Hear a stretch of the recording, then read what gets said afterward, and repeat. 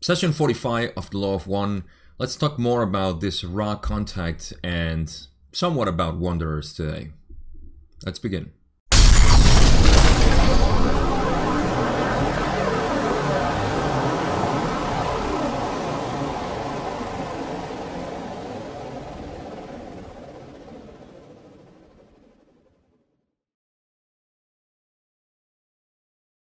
Just like in the last video, in the previous session, this session 45, was excluded from the original books, and it's only found in its entirety in book 5. So if you're going to look in the original books, you're not going to find it there.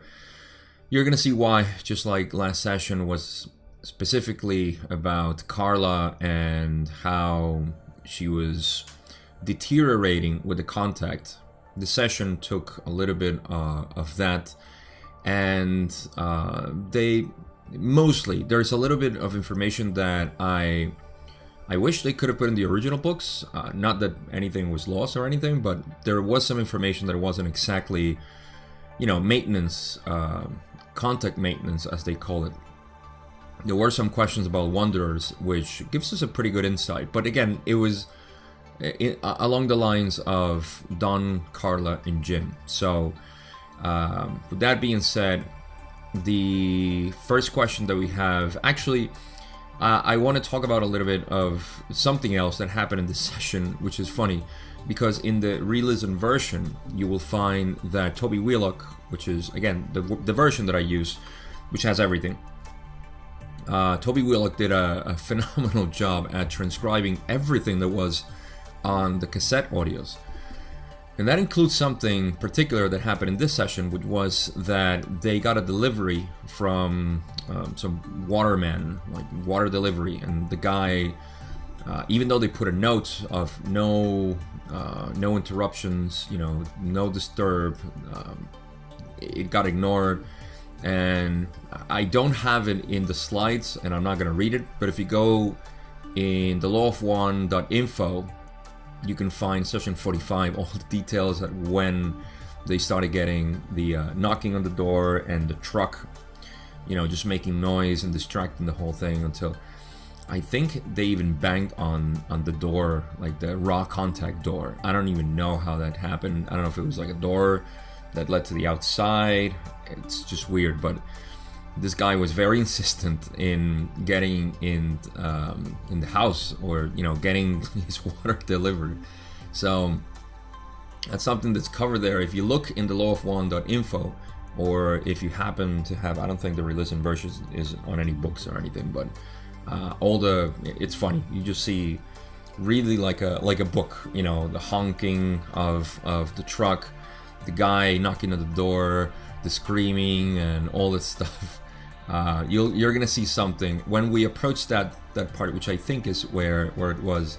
I'll look it up and I'll let you know, because there's one answer that Ra gives that it reflects this. So in any case, we can go into the first question again.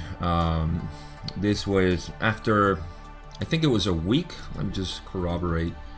This was April 6th, 1981. Well, this was 9 days after session 44, so they did take a good break, especially Carla, who needed it a lot. So that's 9 days of rest.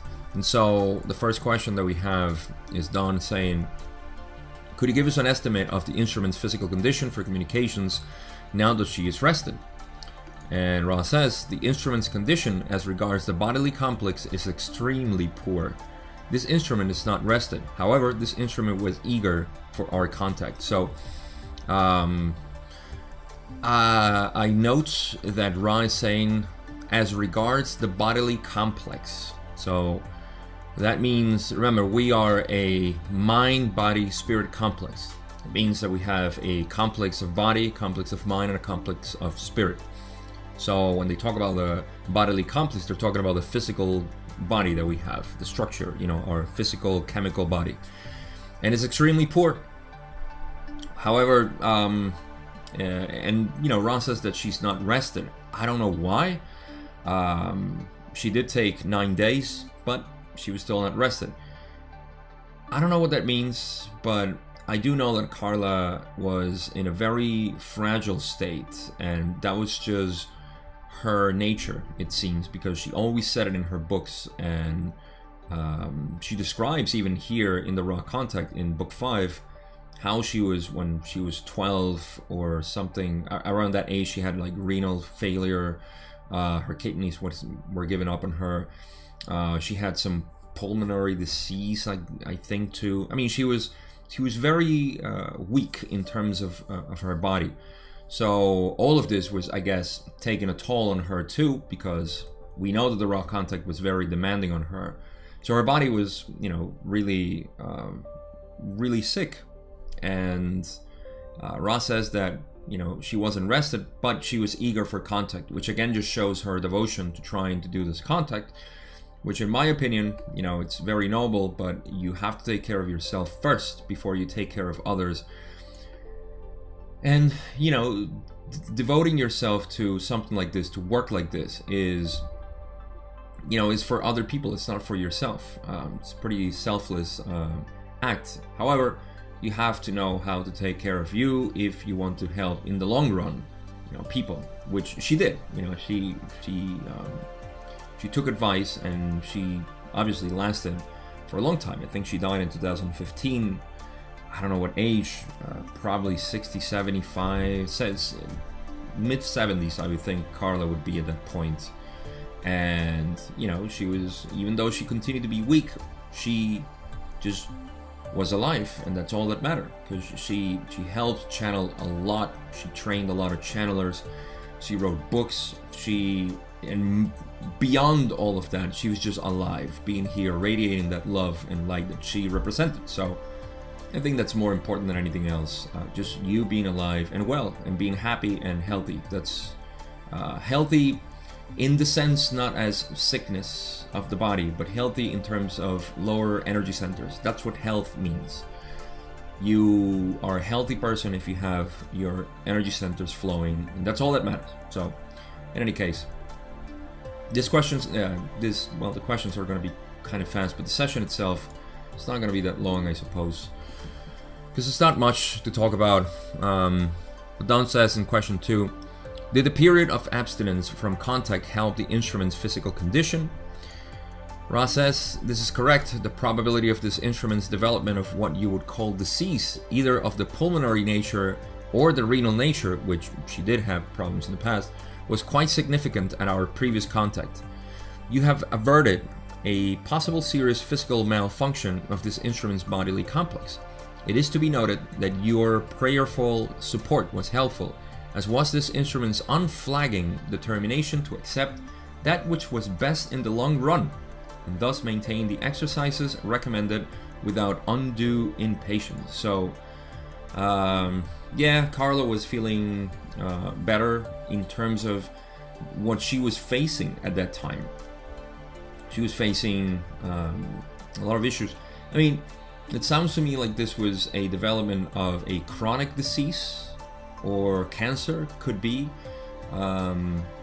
Maybe, I don't know, I'm just guessing here. But again, her kidneys and her lungs were significantly affected in the past. So they had kind of, averted that possible serious physical malfunction. Could be even death. She was, once you have chronic issues in one of your organs, and you continue to not pay attention to that, which in this case is just, the exercises that Ra gave to you need a little bit more than just diet and exercise. It's your mind really what's making your body, right? So you have to take care of your mind, and the mind needs rest. The mind needs distraction. The mind needs, enjoying life.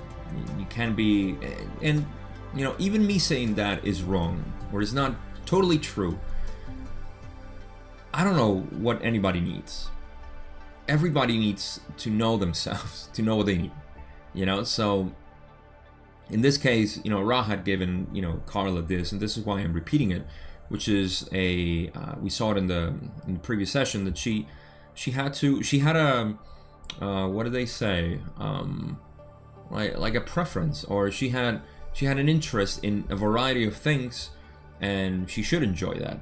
So, but in any case, the thing is that Ra says that it was also helpful that I guess Jim and Carla prayed a lot for her, gave those intentions. Again, it's not about the prayer itself. Oh, what kind of prayer did they do? It's about the intention of what you do. You could just be thinking, sending love and light, imagining love light, or just praying to God, Almighty, or you can just be meditating, and thinking about her in a loving way. It doesn't matter. It's just the intention of what you want. So that was helpful, and also her determination to accept, what was best in the long term, as opposed to, just the short term. I'm gonna die for this service. So she did create a little bit of conscience there, and the exercises recommended without undue impatience. Good to know. So Ra continues, says, it is to be further noted that those things which aid this instrument are in some way contradictory and require balance. Thus this instrument is aided by rest, but also by diversions of an active nature. This makes it more difficult to aid this instrument. However, once this is known, the balancing may be more easily accomplished. And this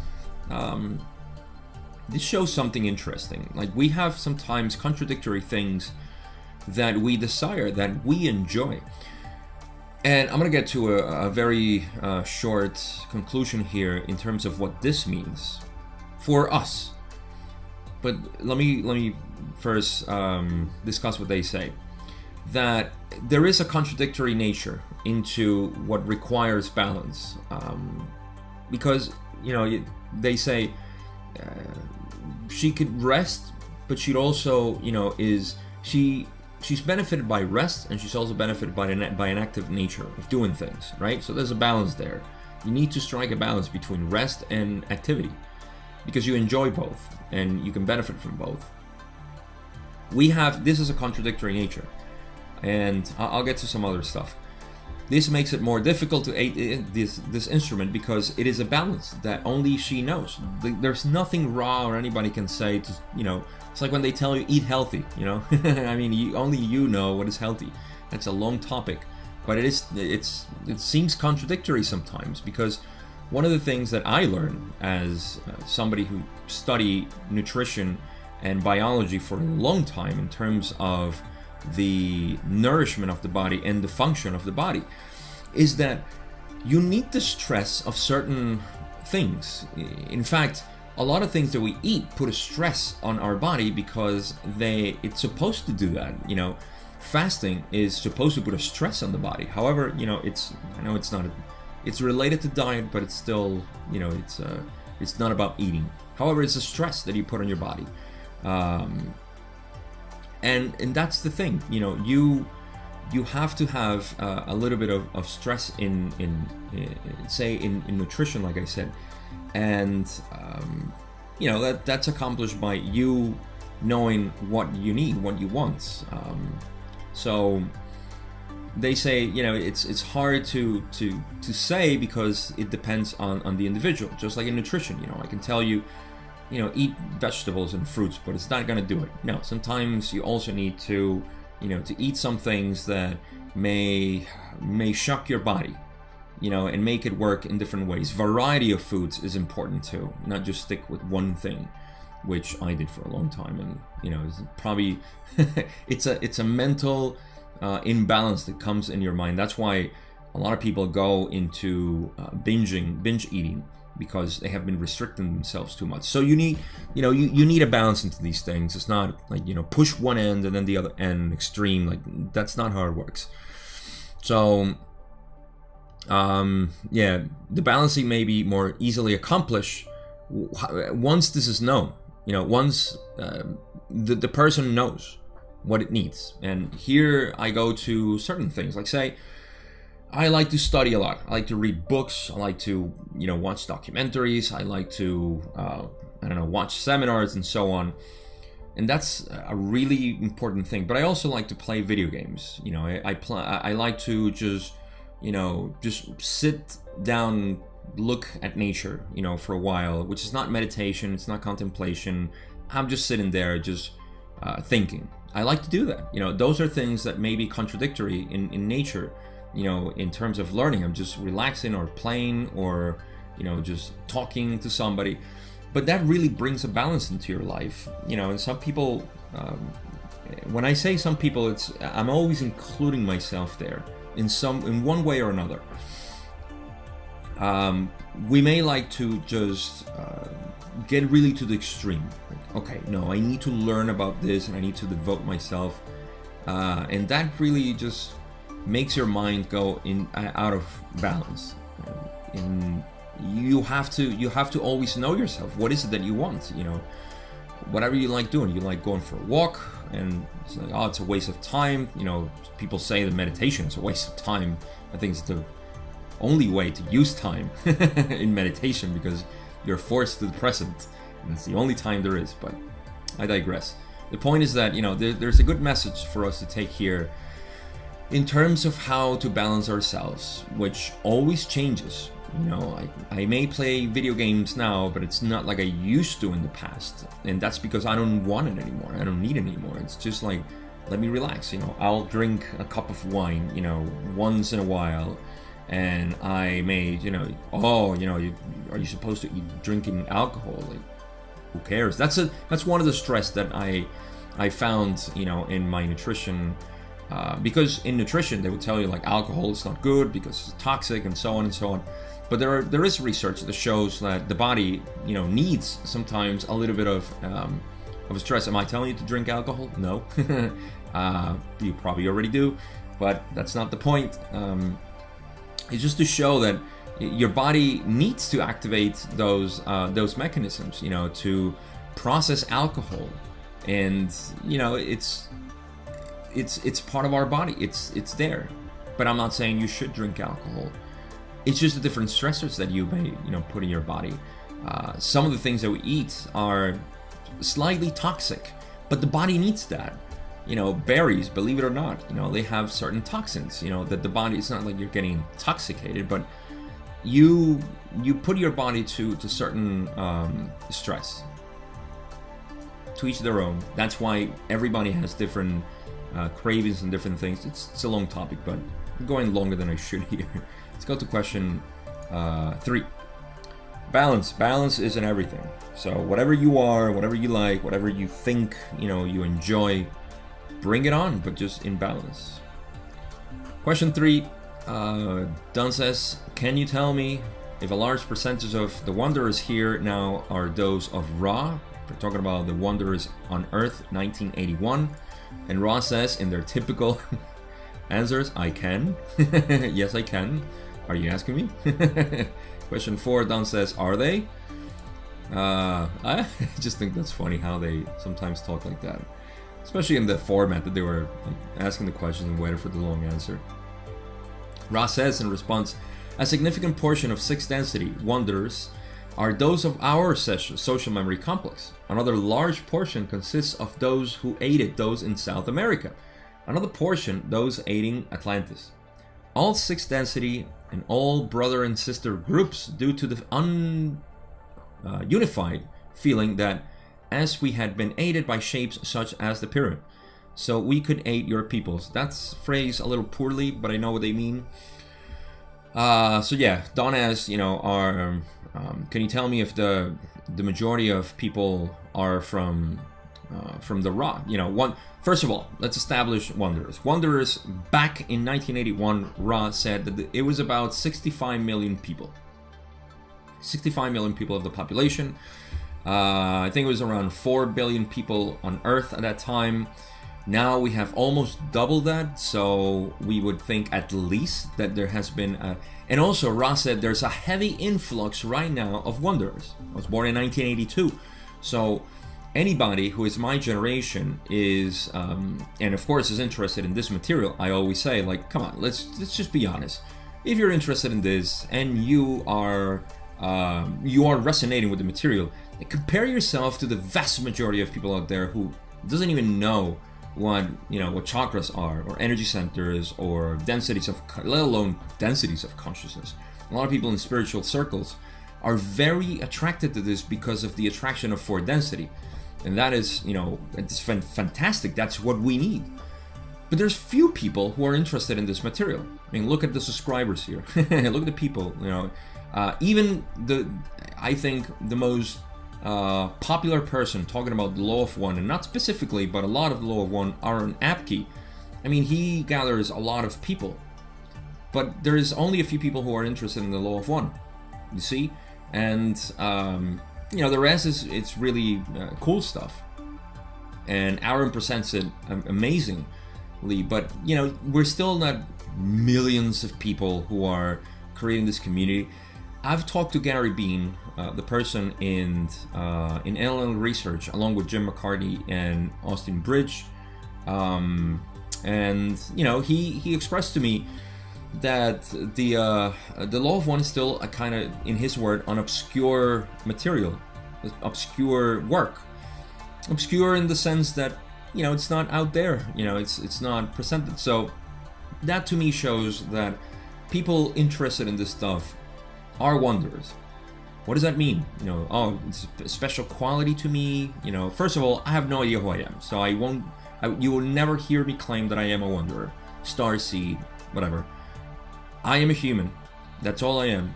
I'm really interested in this stuff, but I do recognize that a lot of people, the way they talk to me, it's like, the comments that you guys leave me sometimes, it's just like, it's so obvious, that you are remembering this. It's not like you're learning it for the first time, and the attraction to this energy of understanding, of view, of perception, of consciousness, it's beyond most of the stuff out there. Just a little short here, parenthesis, my Spanish community had me read the Kybalion, I think it's pronounced that way, the work of Hermes Trismegistus, the Egyptian guy who gave the Hermetic principles and so on. And that material, I always heard, I never read it, I was just not interested. And the material it's pretty renowned for, because a lot of people love it, and there's a reasons for that.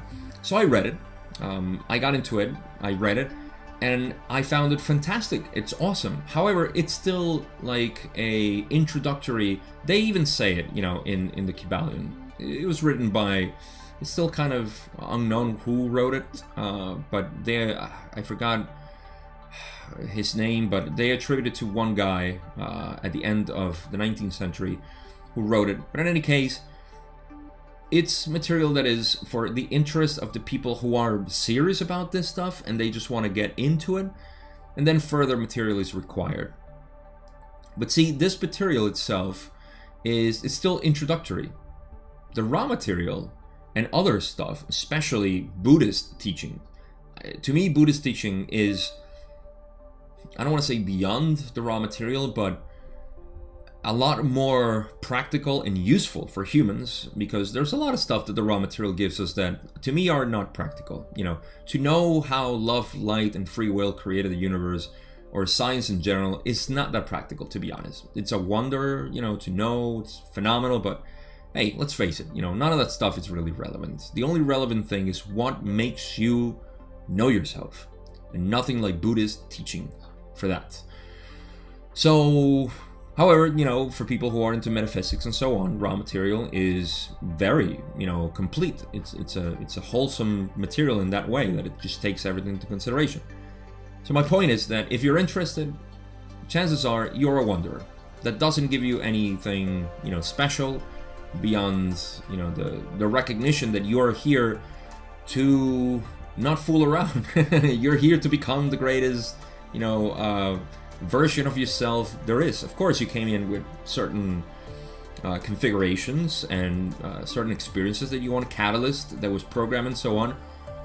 But that for you is nothing, compared to who you are when you recognize who you are, if you consider yourself a wanderer, because you love this stuff and you're just so attracted to it.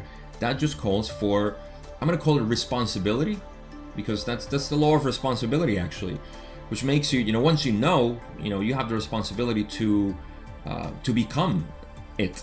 So, just like I was telling Julie last night, it's a privilege to know to realize, to remember who we are, but it's also a humbling service that we provide not to others directly, but to others indirectly by radiating ourselves in the best way possible. Again, by knowing yourself and becoming that self.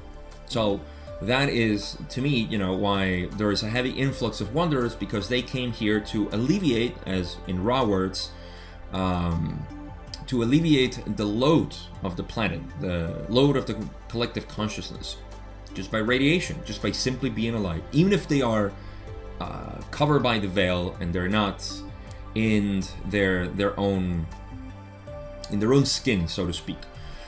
So, what do they say? Significant portion of sixth density wanderers are those of our social memory complex. Chances are, of the millions of wanderers that now exist here, I would estimate there are hundreds of millions at this point. That's just because I tie in the word or the phrase heavy influx of wanderers. At this time, Ra said there was a heavy influx, a lot of wanderers incarnating. Plus, it was 65 million back in 1981. It's been more than 40 years. They keep coming, especially after 2012. There's a reason why they would come in from fourth density, or at least graduates from third density to fourth density. They want to do their work here, which is something very likely to happen. But that requires a long refresher that I'm not willing to do on how we decide to move around from densities and graduation, harvest, and so on. But my point is that a lot of those wanderers are from the raw group. Why is that? Because we know that the majority of wanderers are from sixth density. And if Don is asking, where are these wanderers from? And Ross says, a significant portion of sixth density wanderers are from the raw group. Then they say another large portion consists of those who aided those in South America.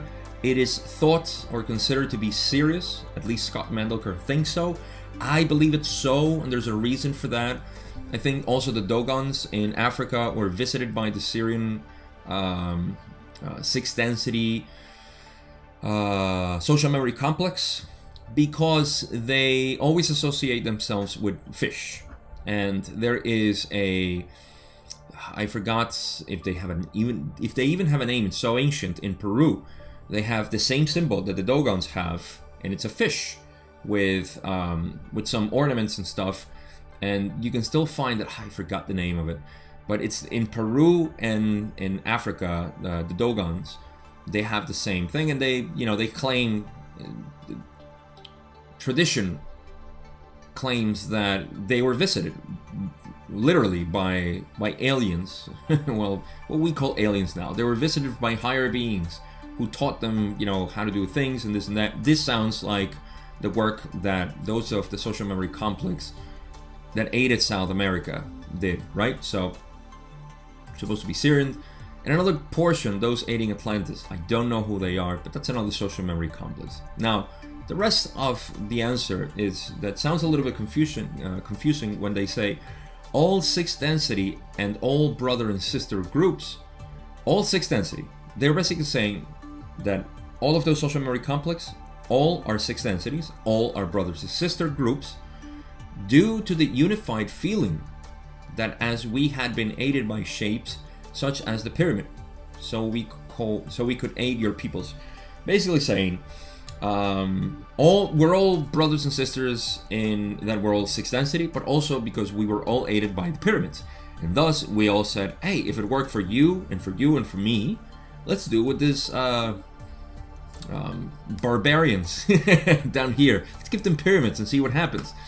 Yeah, they were kind of off a little bit with, our belligerent nature and our desire to dominate society. So, hey, well, you make mistakes. Even in sixth density, you make mistakes.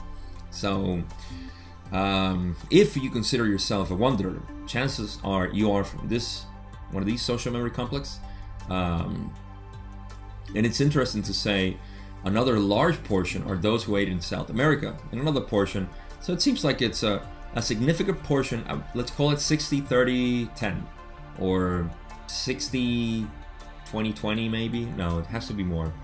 A significant portion, maybe 60% are raw, 30%, because they say those who aided Atlantis, or another portion. But in any case, it's a mix of those three social memory complex. If you consider yourself a wanderer, you may be from there.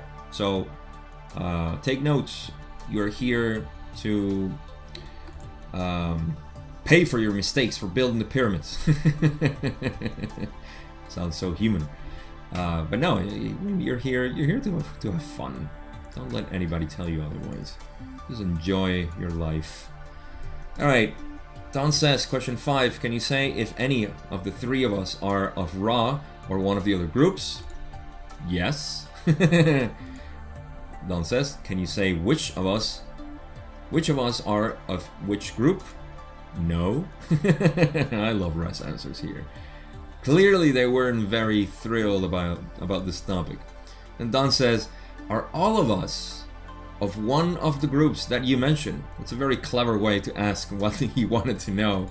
And Ra says, we shall go to the limits of our attempts to refrain from infringement. Those, I correct myself, 2 are a 6th density origin, 1 a 5th density harvestable, to 6th, but choosing to return as a wanderer, due to a loving association between teacher and student.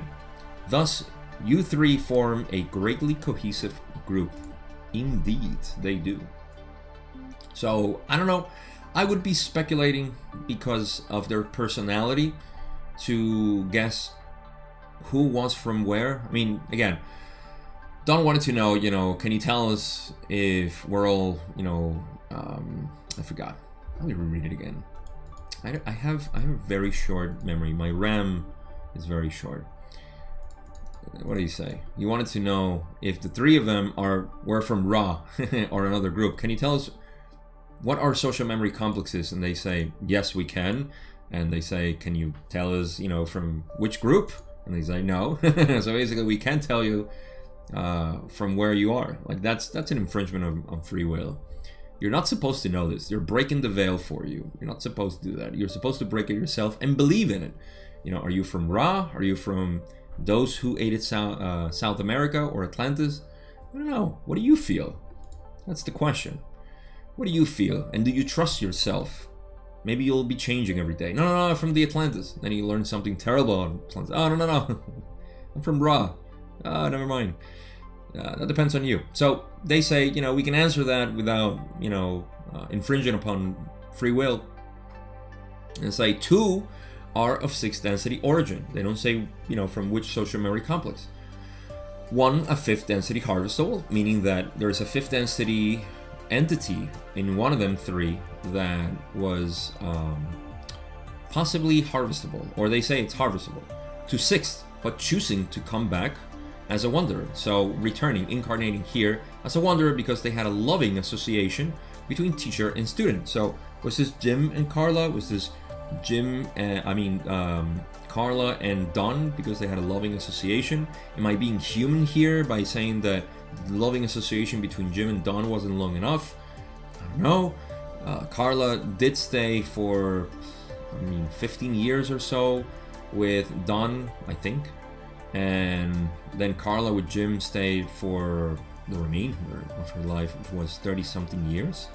So I don't know. Thus, you 3 form a greatly cohesive group. There's not much to say there. 2 of them were from 6. I don't know which one. I really don't know. But what do you think? So, could Carla be from 5th, then a loving relationship with Jim being 6, or vice versa? Or Don being 5th? I don't know. What do you think? Let me know in the comments. What do you think? Let's see. Let's do a poll here if we can, and see what do you guys think. Alright. Yes, even if you're watching this months, years after I recorded this, leave it in the comments. It would be fun to have it there. Please, just say, what do you think so far? What do you think? Who's Don, Jim, and Carla in terms of densities of consciousness? I actually correct myself that I said before that I thought Jim was 3rd density and Carla 4th. And yeah, I didn't know about this part. So, this was sessions ago. Don continues with the session. Question 8. He says, can you explain the right and left ear tone and what I call touch contact that I continually get? Ra says, this has been covered previously. Please ask for specific further details. This was covered in the last session.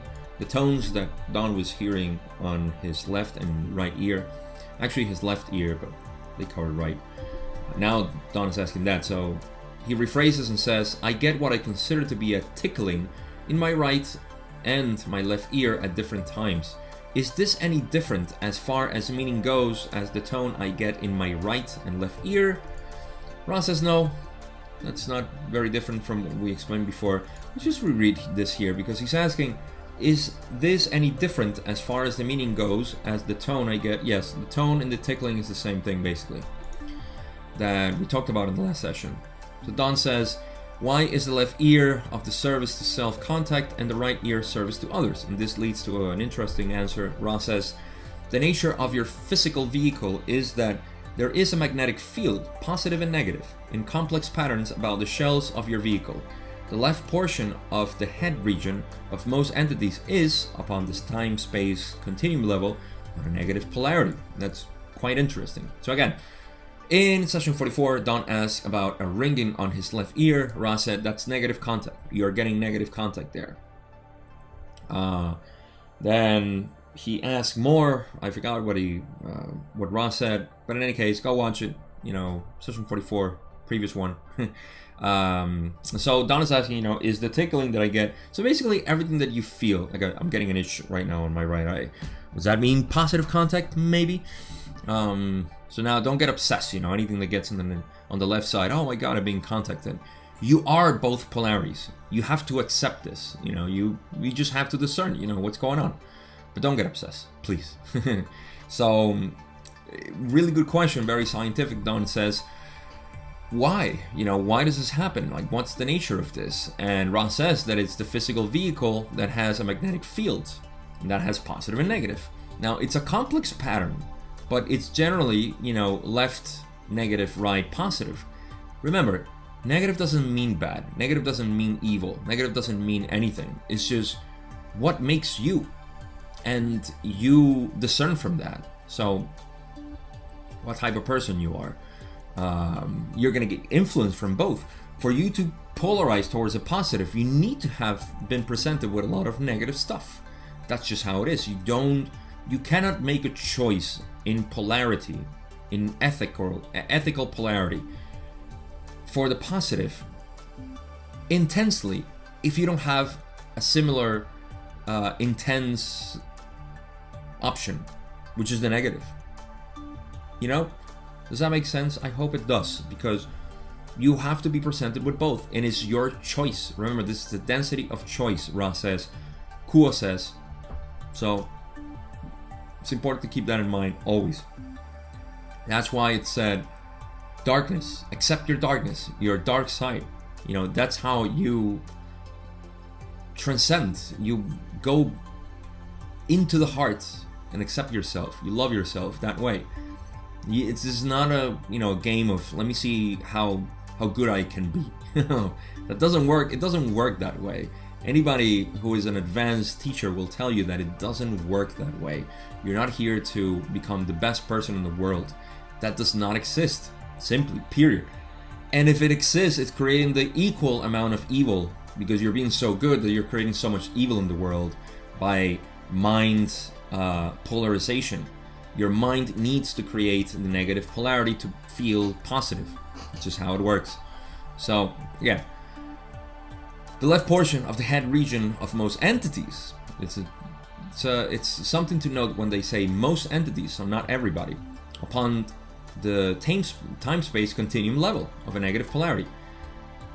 This is really cool because time-space, okay? Space-time is the physical reality. Time-space is the metaphysical reality. And for this to be the left side is on the negative, it's almost like we're navigating both polarities of time-space in third density. Okay, so we have, it's not like it's always on our left because we are tuned into the negative from the left, and we're tuned into the right. again, this is not like the left side of you is totally negative and the right side is totally positive, but it seems that when they say complex patterns about the shells of your vehicle, right, that's the magnetic field, it's complex patterns. Think about it as vortices or vortex that exist around your body. Some of them are positive, some of them are negative in nature because of the way they circulate energy, right? And so, depending on your they call it the shells of your vehicle. This is like what's the word? I can't think of the word, but it's not dimensions. It's it'll come to me. It literally is your aura, okay? And your aura has different shells. So depending on that, you may have some positive on this side, a percentage, a low percentage here, maybe a higher percentage for some other people, but still some positive on this side, some negative on this side as well. But generally, you're tuned into the negative on the left and positive on the right. So that is time-space, because we navigate time-space. We are both. It's almost like saying the pocket inside your pants is part of the pants, but it's not. When you pull it inside out, then you've seen it from the outside, but it's still the inside. And if you put it inside, you still have an outside, but it's inside. So it's just how it is. I often say that we here in the physical reality are just like, pressed out of time space, and that's just what we are. We're looking at time space being unified, and push out just means like, oh, I feel like I'm outside, I'm out of the world, but you are in the world. You are connected. Remember that your skin is a membrane that doesn't separate you from the world. Your skin attaches you to the world. You're attached to what? Breathing. Your pores are breathing. So there is a transaction between the air and you. You are part of the world. You are not part, you are the world in that sense. You are just an aspect of the world. So same in time space, you are an aspect of negative and positive. That's just the nature of being manifested. Not only in the physical, but in the metaphysical as well. You are both. And so it is your will and your consciousness that actually polarizes and brings you to either path. Either path it's totally fine, positive or negative, but you need to polarize towards one so you can go up in the densities of consciousness. Okay, so we're almost done here. Don says, can you tell me the purpose of philosophy behind the fourth, fifth, and sixth density positive and negative social memory complexes? Really good question here. Ross says, finally, we're at the end here, and I'll just finish it up. The basic purpose of a social memory complex is that of evolution. Beyond a certain point, the evolution of spirit is quite dependent upon the understanding of self and other self as creator. This constitutes the basis for social memory complexes. When brought to maturity, they become social memory complexes. The fourth density and sixth density find these quite necessary. The fifth positive uses social memory in attaining wisdom, though this is done individually. In fifth negative, much is done without aid of others. So, question is, what is the philosophy behind social memory complexes, positive or negative? Like, what's the deal with it? Why do we need social memory complexes? Well, we covered this already, and I think it was the last session where we talked about this, or maybe the one before, I forget. But we did talk about this already, and this has to do with the nature of, let's call not only the density, but also, remember, densities are an upstep, or let's say energy centers are a downstep of densities of consciousness, because your heart chakra is obviously love, right? But fourth density is also love. So fourth is the same thing, you know that. So when we compare our consciousness in terms of energy centers, we can see the same thing in higher densities. Now, what we can see in energy centers from our human perspective is that one deals with manifestation, red, okay? Root chakra, Malkuth, is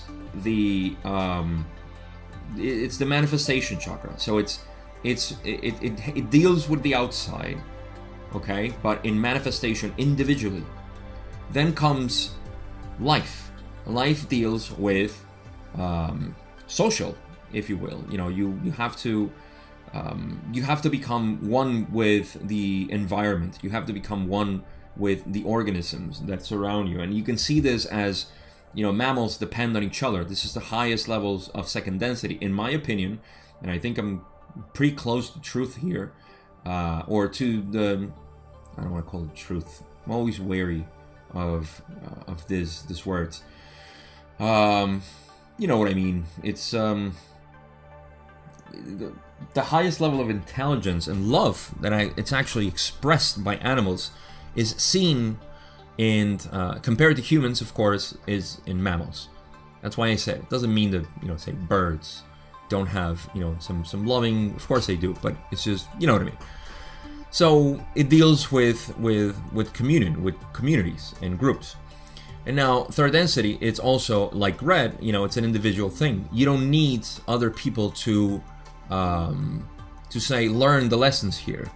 You only need yourself to know yourself. Of course, other people are mirrors of yourself, quite bright mirrors of yourself, but they're not being your, you know, you don't need them to grow, to go into the next density. And so it's individual again.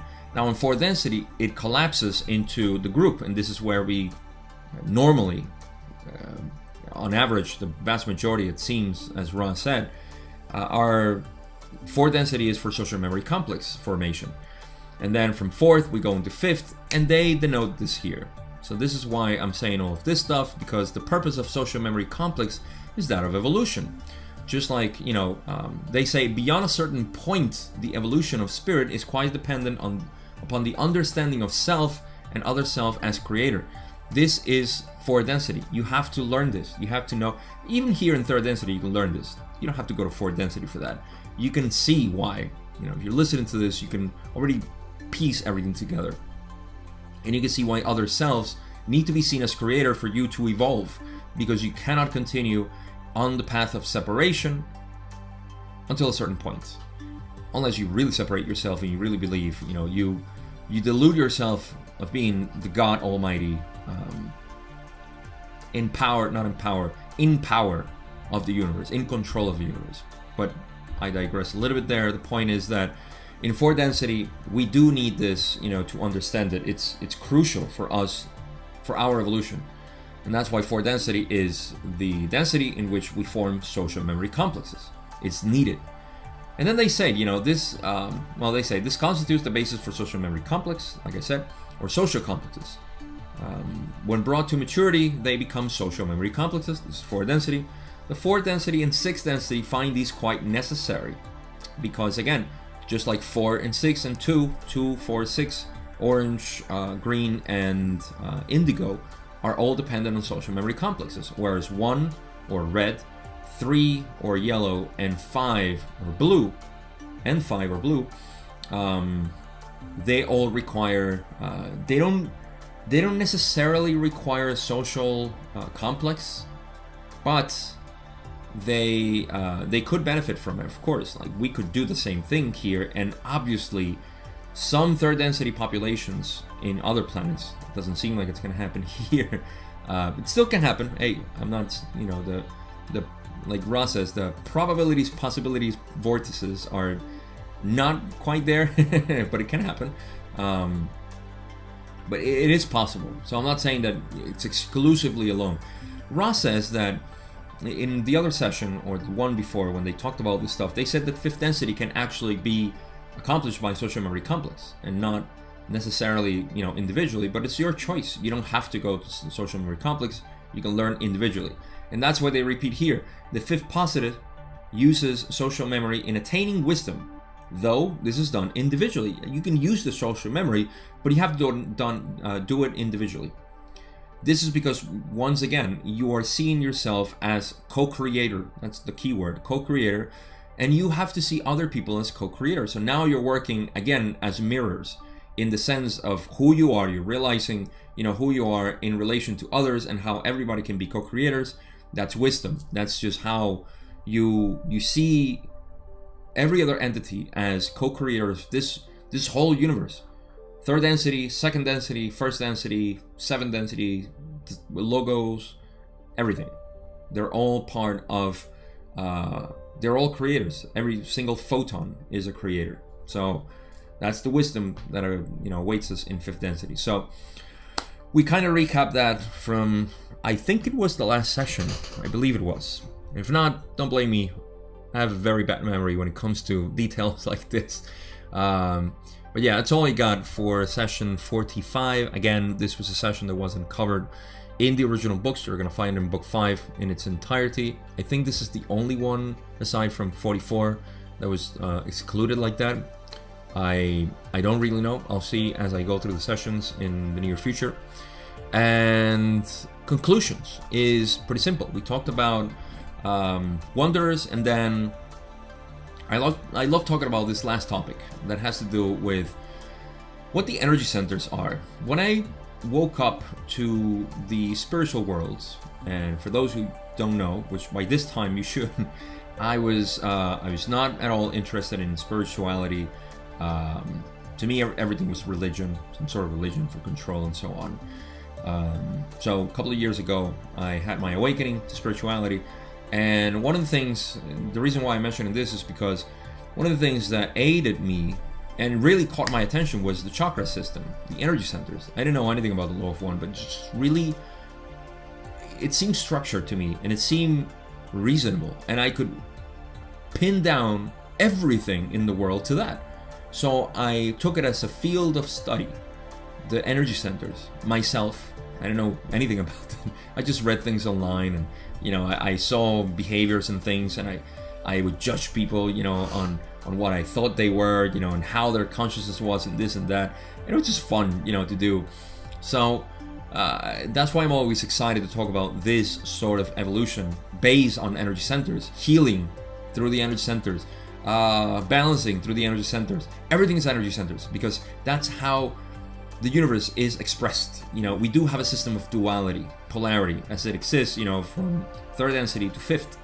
In sixth density, we just get rid of it. But that the way we manifest and we see the world is through the seven rays, and that to me is quite important. So, again, just recapping the wanderers thing, which is really important. I think knowing that you're a wanderer helps you understand why you're so weird, why you have been so, rebellious, outcast, different, so on, in terms of this, in terms of how you perceive things.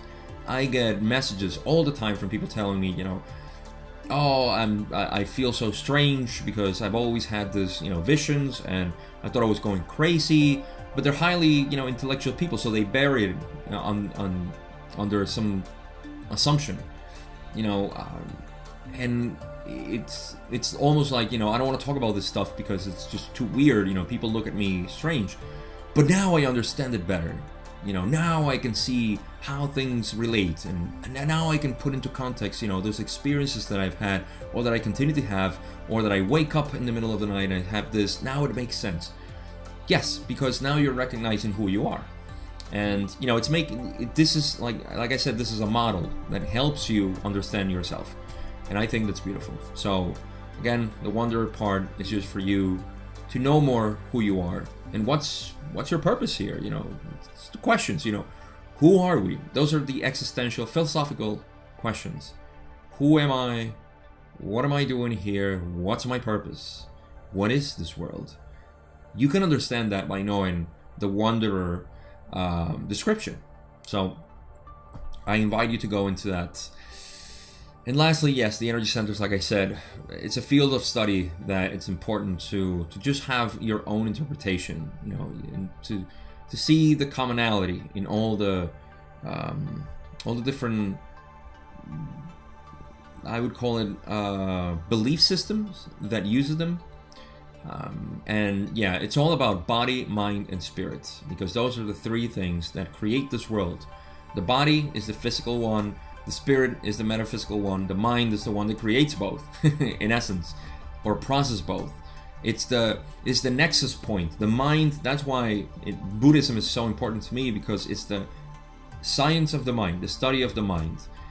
And if you know that, then you understand the spiritual side and the physical side, just by knowing your mind.